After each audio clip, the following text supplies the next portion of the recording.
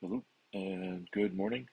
Um, my name is Adam. I go by TF Archie in Web3 space. Today we're doing an art lesson on all the basic elements, fundamental elements of art that will help you learn how to do your paintings, photography, design work, or any other creative applications that you have with a little bit more purpose. Um, so we'll go over quick emergency exits. Since we're in Web3 space, if anything happens, please close your laptops or remove your headsets and take your whichever need to. Um, and yeah, it should be about as safe as we need to be. Um, so again, today is the 7 elements of art, and we'll go ahead and jump right in. So yeah, these are the 7 fundamental rules and areas to pay attention to when you're creating design work for any application. First one is color. Color sets the mood. It can create areas of focus. Um, it can tell stories of changing mood throughout an image.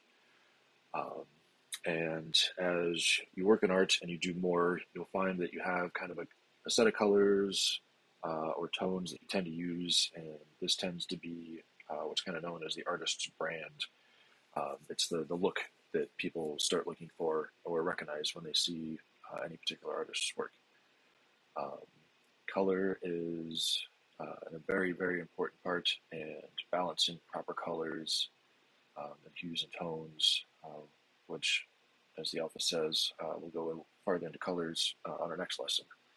Um, but the balance of proper color choice is very, very important to get the proper message across. Um, Here's some examples, just different moods that are set. Um, still blue tones, cool tones tend to be more calm, peaceful nighttime. Over here you have a good mix of the brighter colors up here, showing that the sunlight's coming through, and it's a brighter area. Whereas down here you can see it's a little bit more warm, but it's more uh, widespread colors. So I'll let you know it's more calm and not as active. Um, and then here again, just the balance of color play and hues. If you try to do these compilation pieces of color swatches without a good understanding of the colors that you're using and how they blend together, this can go very bad very fast. Next up is texture. Um, Texture creates shadows, it creates depth, it creates realism, um, and it can also, you know, create unrealism depending on what you're looking for. So here the image on the left shows different texture modalities that you can use with basic pen and pencil line work. Um, these are practices that you'll do going through basic art classes where you learn um, line strokes, scribbles, dots. It's called pointillism or cross-hatching. Um, there's actually a lot of really, really good artwork that is based solely off cross-hatching. You can do some amazing, amazing things if you actually really understand and control this. Um, but like here, texture is used to define the realistic and the focal areas, and then you'll see in the background, you get that blur that separates the background that's used for a lot of portraits and stuff. Um, so here, texture is used to distinguish um, our subject and create interest in that image at the same time. Um, so here's a pretty extreme example of texture on the left. This person actually made a face using nothing but texture of paint. Um, but it shows you how much you can do with proper applications of texture. And texture doesn't have to be a 2D flat um, thing that you do with line weight. You can actually physically make texture in certain mediums of art. Whereas here again, the texture is much more smooth, much more calm, more blended together. You can see you get a very different feel looking at these two pieces based on the texture that they present. Talked about it just a moment ago, kind of referenced it for a second, but line is an extremely important part of artwork. Your eye naturally looks for lines in the world and follows them. Um, It's how you see trees, it's how you see streams, it's how you see roads. Lines are a part of human nature. Um, they depict direction. Repetition can create shape along with spacing. Thickness of line can create color or create intensity. Um, and here you can see that this whole shape and image is nothing but the shape of the line followed with how close or far away the line is from each other. And you get a picture within a picture. Um, Popular NFT artist, so that is well known for his line work that he uses over top of his artwork. His line work is his style. It's what makes his images his images. Um, and the little pro tip at the bottom is you don't have to draw a line. Sabat loves his lines, but you can create lines just out of placing colors next to each other. You'll see every single one of these has lines running through all the different color blocks, but there actually aren't any true traditional lines drawn in any of these spaces. It's just the two colors setting next to each other creates an artificial line.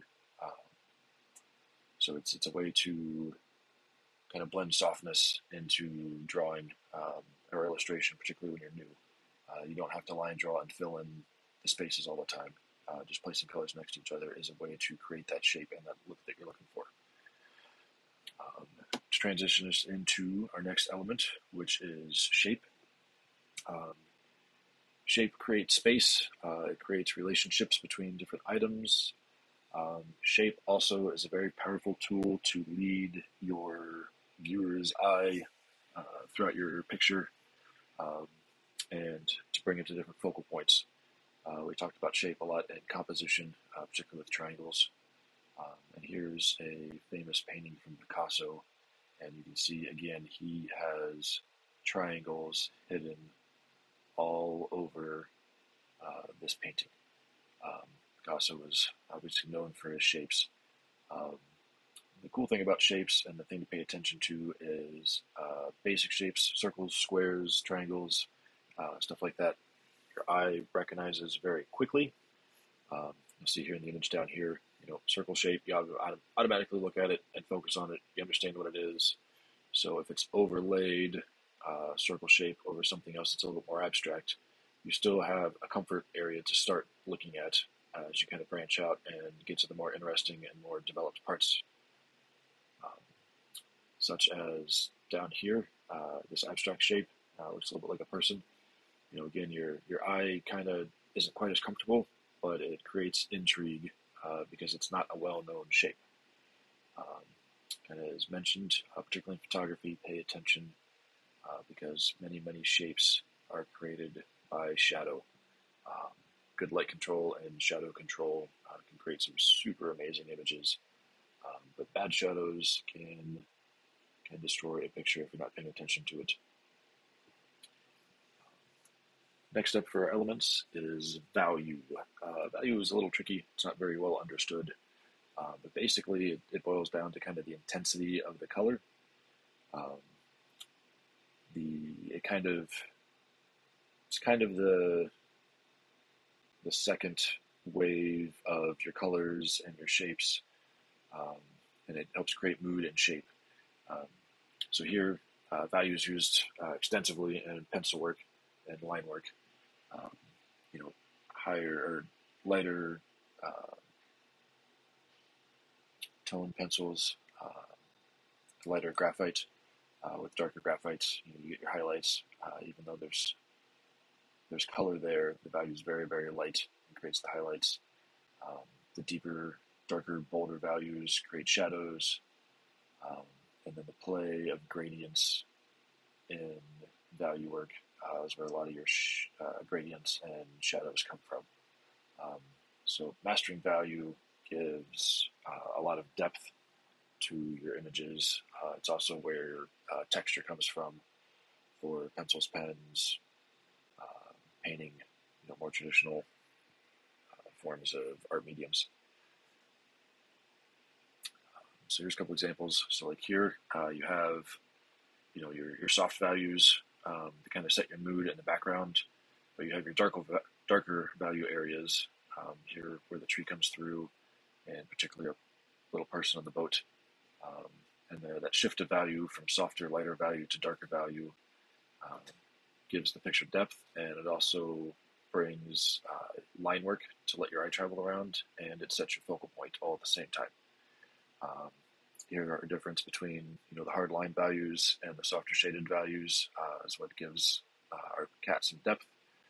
And then you can see where the softer values and more open space create kind of a softer, calmer image, whereas a lot of really high value, a lot of dark, intense line work creates a much different mood. Next is pattern. Patterns can be a lot of fun to play with. They're used a lot in illustration, graphic illustration, design work. Patterns are used tremendously when it comes to logo design. Um, they can set balance, they can create movement, they can create lines, they can create relationships to different areas of the pictures. Um, and patterns are another thing that your eye naturally is drawn to and will follow.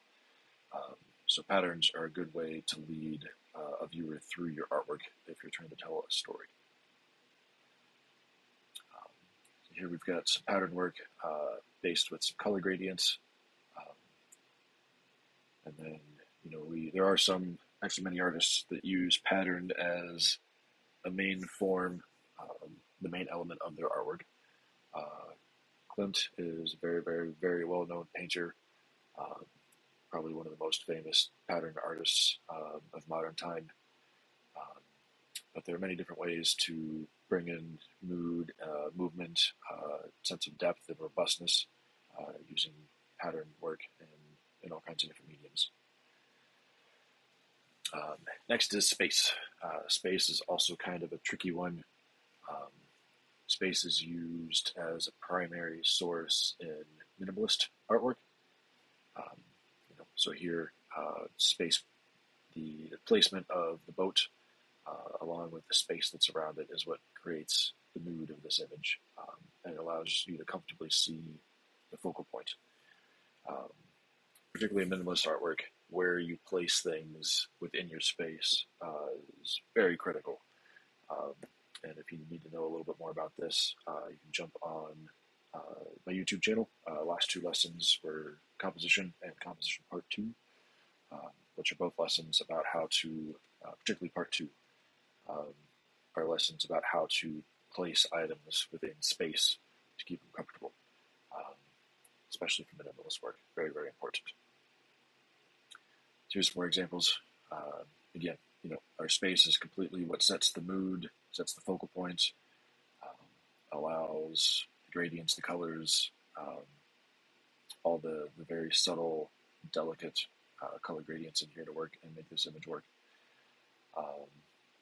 Again, very simple image, just a simple line, but the space around the line is what allows you to comfortably see what the line creates.